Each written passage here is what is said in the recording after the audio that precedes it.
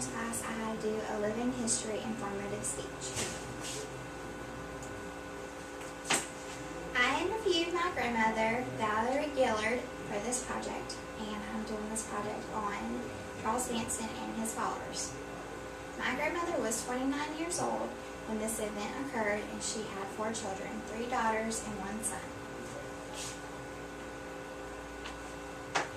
I'm here today to inform you of a deeper understanding of Charles Manson and his followers and give insight from a woman who lived through the tragic event. Charles Manson was born on November 12, 1934. His mother went to jail when he was 5 years old, so he was left alone and he had to be placed in foster homes. He was always in trouble from the time he was born to up until now. He has spent most of his life in and out of institutions because of armed robbery and some other sorts of stuff.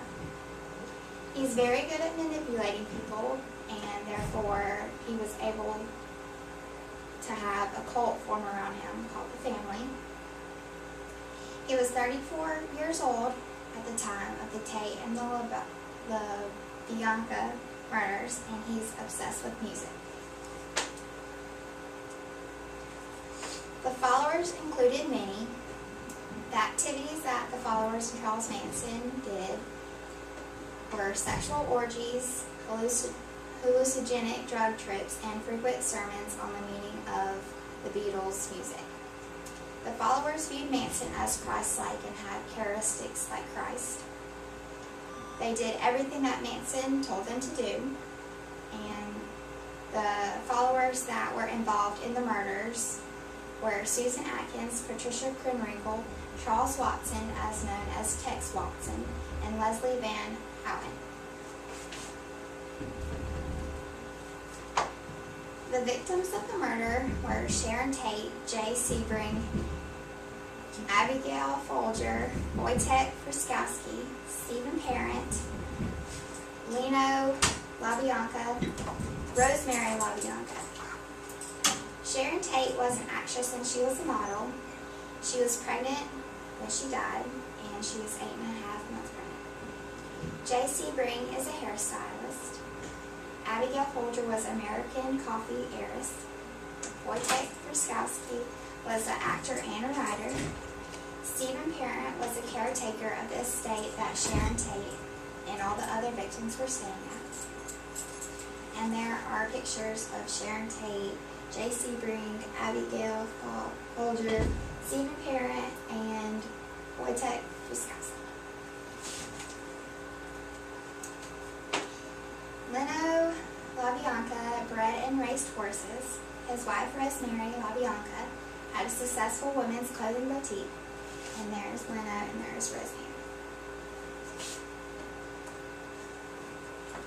This event changed society big time because it was very tragic, and people became aware that if this could happen to Hollywood stars, that it could also happen to normal people. People also became aware of cult followings, and they were more apt to be aware of them. My grandmother dealt with this tragic event by being more aware of her surroundings, and she learned to lock her doors, her car doors, and her home doors. She knew where her children were at all times, and she knew who their friends were and where they were at all times.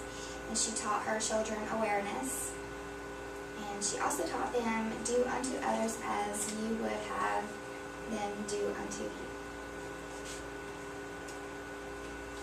In conclusion, the Tate and LaBianca murders were such a tragic event that it changed society. Most people still believe that Charles Manson and his followers should stay in jail, and my grandmother also agrees with us. And there's my sources that I used.